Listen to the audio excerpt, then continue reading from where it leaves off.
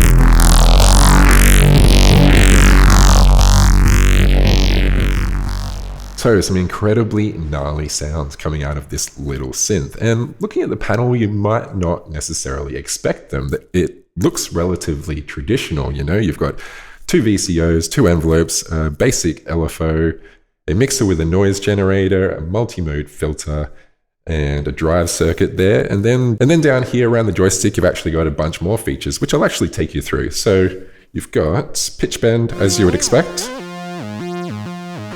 If you push the joystick up though, it adds glide, or portamento, whatever you'd like to call it.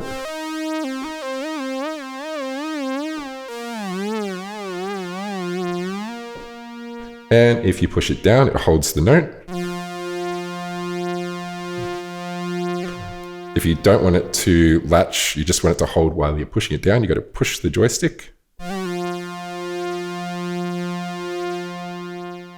And then you've got vibrato as well, which is on its own dedicated LFO. It doesn't follow the rate of the LFO on the panel.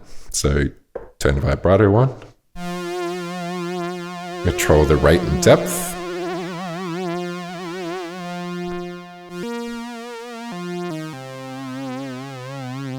Pretty nice little feature. And then of course you've got an arpeggiator, which you can latch on with that same method.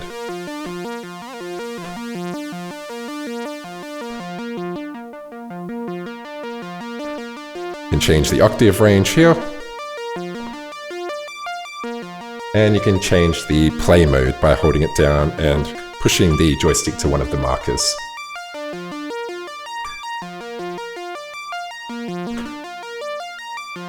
So reasonably standard features for a mono-synth, you know, but if you look a little closer here, there's some interesting quirks. So on each of these oscillators, you can select the waveforms with the little buttons here, but you can actually mix waveforms. So let's just listen to one of them. And then you can tweak the shape, kind of skew it as well.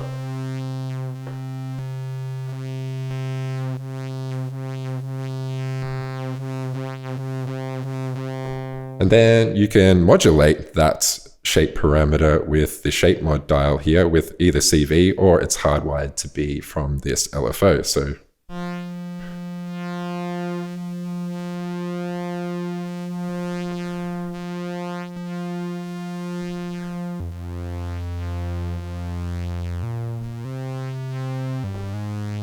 So just that by itself kind of pushes the timbres possible beyond the traditional kind of analog mono-synth capabilities. But if you then add a second oscillator to it, and you've got a really thick signal with a lot of movement to it.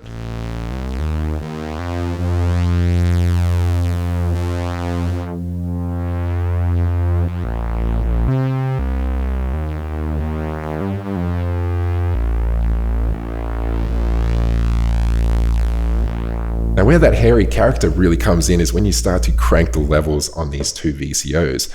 Right now I have them sitting at like 11 and about 1, and it's sounding relatively polite. But if I start turning these right up, it really drives the mixer really, really hard.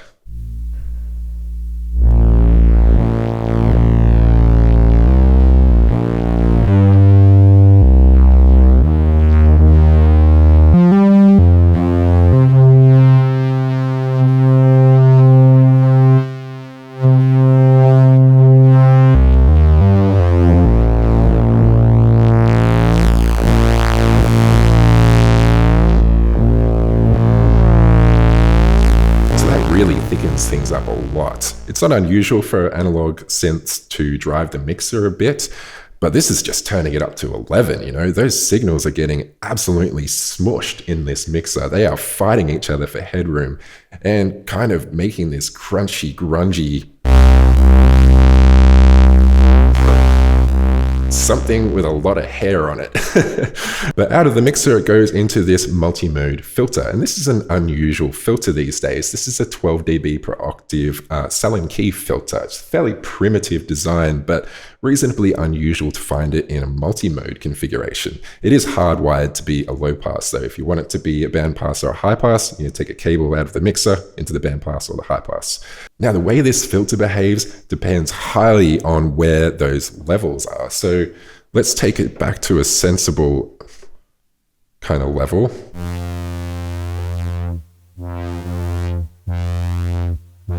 It sounds relatively predictable there. It's certainly different character to like a Roland or a Moog filter, for example, but check out the resonance.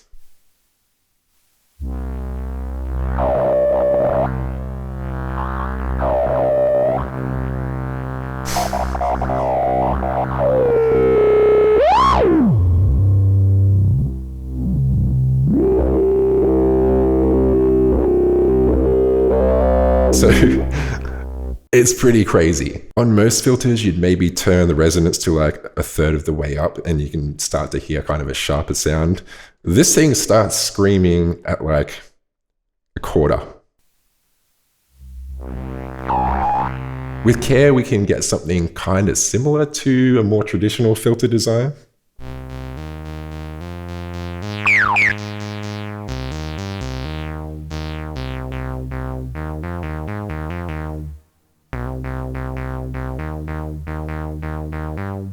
But yeah, the character of it really depends heavily on what's coming out of the mixer into the filter. So check out what happens when I turn the level up on this VCO.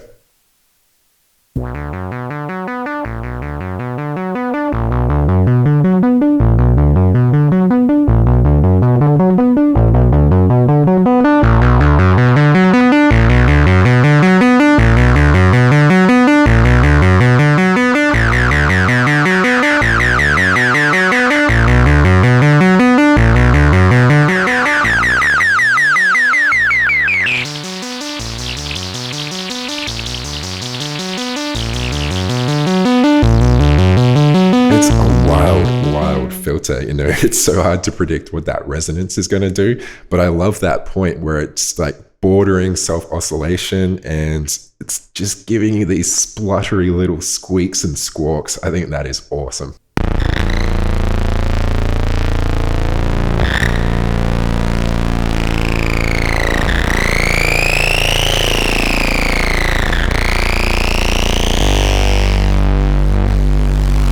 So the final thing I want to talk about is the drive circuit. You know, we've already overdriven this mixer like crazy. We've got this spluttering, spitting filter that doesn't know what it's doing. And then we've got a drive circuit on top of that. It's kind of bananas. I love it. Let's take it for a spin.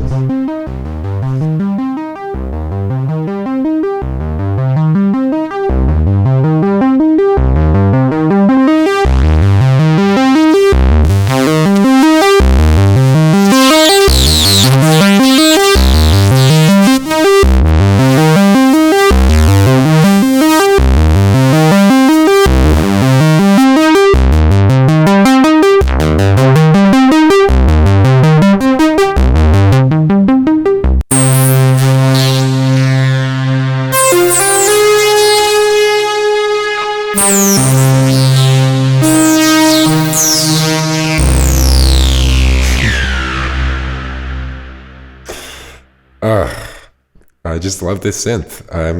I'm gonna buy one.